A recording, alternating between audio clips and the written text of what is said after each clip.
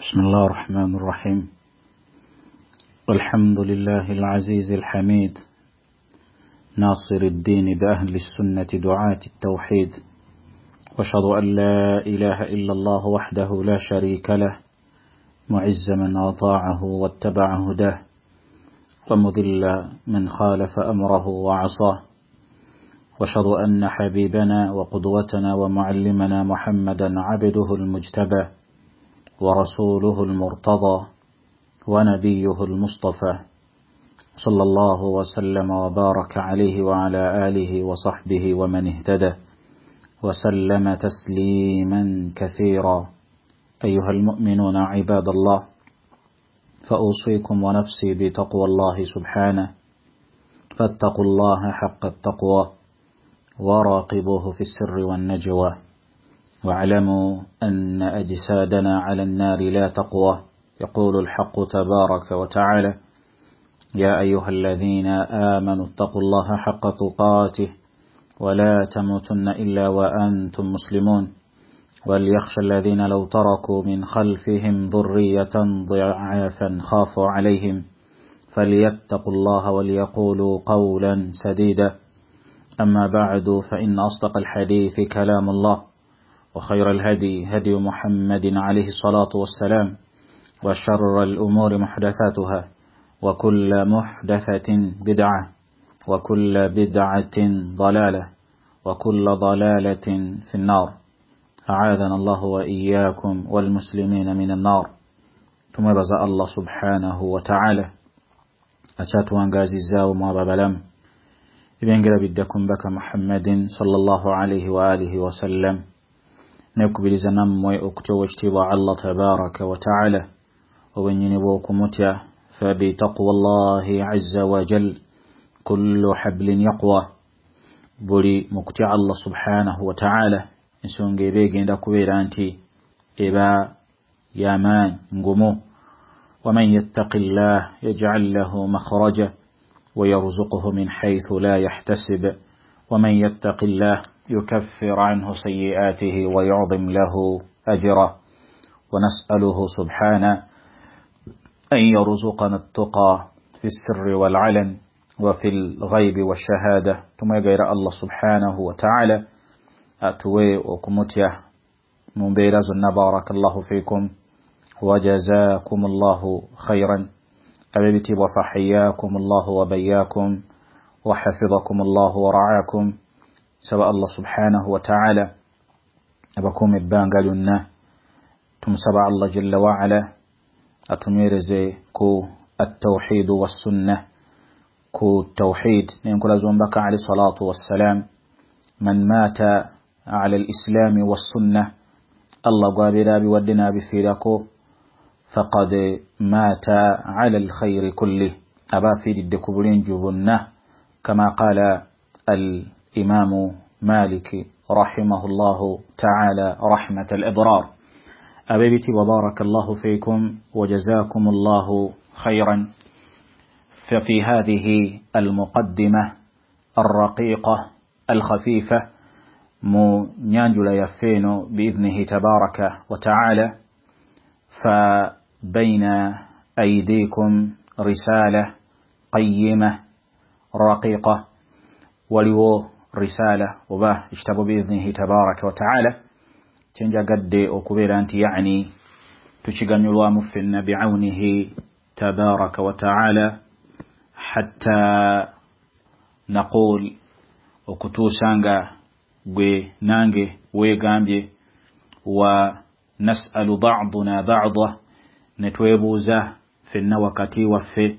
حتى نتأمل ونتخيل wakati mukubera nti tufumitiriza nga wetwebuuza aina nahnu min haula, fetuliddawa ku mbeera z'abo abalongoofu abaatukulembera. Era haqiqatan bwetubeera nga qad intaqalna ila rabbina subhanahu, wakati mukubera nti tolokedde eri Allah subhanahu wa ta'ala, hal ستبقى الآثار وجند كسجلوا obuufu kubanga Allah subhanahu wa ta'ala min fadlihi wa mannihi wa karamihi mu lobulungi obuveri Allah subhanahu wa ta'ala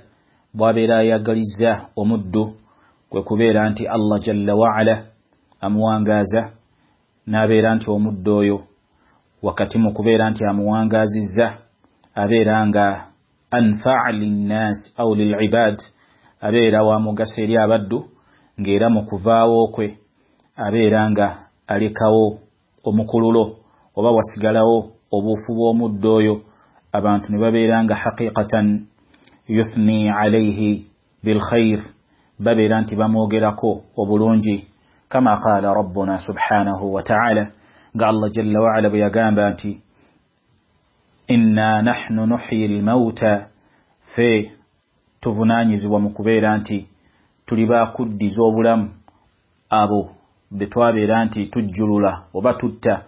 eyo nkola ya wakitibwa Allah subhanahu wa ta'ala wa qudrati era busobozi obweyawulidde Allah tabaraka wa ta'ala qadirun ala kulli shay musobozi ku buli nsonga yonna inna nahnu nuhyi almauta wa naktubu ma qaddamu wa atharahum wakitibwa Allah subhanahu wa ta'ala yabeera nti ekyo akyesigaliza mu bufuzi bwe Allah subhanahu wa ta'ala wakati mu kubeera nga Allah yasalawo gwaba yagadde okuwangaza oba okumuwa obulamu n'oyo Allah jalla wa ala gwabeera asazeewo okubeera nti amugjawo mu kiseera Allah kyabeera yagadde kubanga likulli ajalin kitab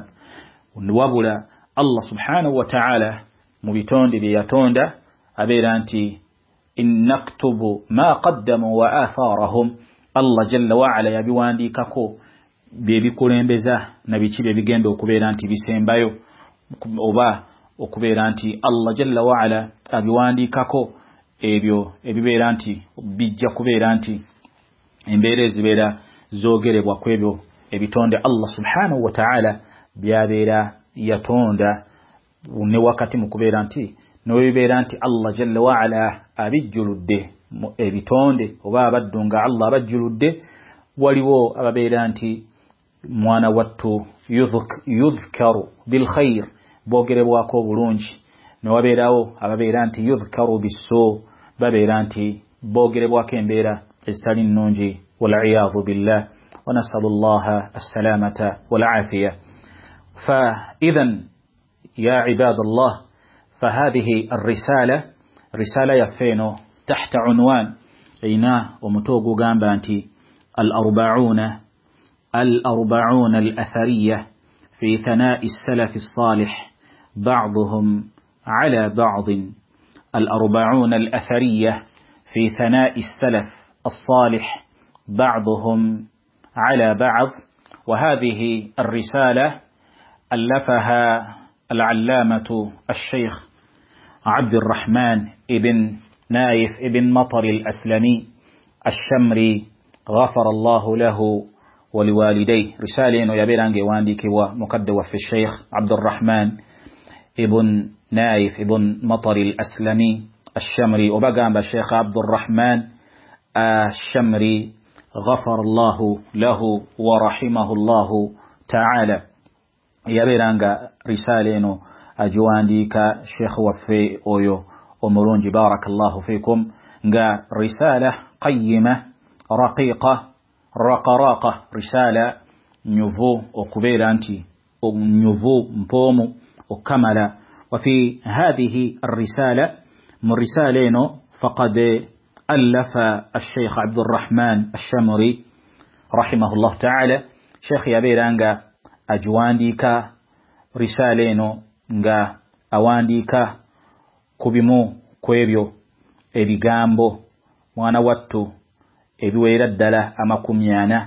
nga byabo abatukulembera abalongoofu bye babeera nga boogera nga babyogera ku bannaabwe oba wakati waabwe birungi mu kubeera nti yani okusuutagana wakati waabwe olw'okulongoosa okwabeera nti kubeera wakati waabwe nga mu risaala eno mulimu آثار ebigambo oba yani kubanga ekigambo al-athar kigazi عند ahli alhadith kuba na hadith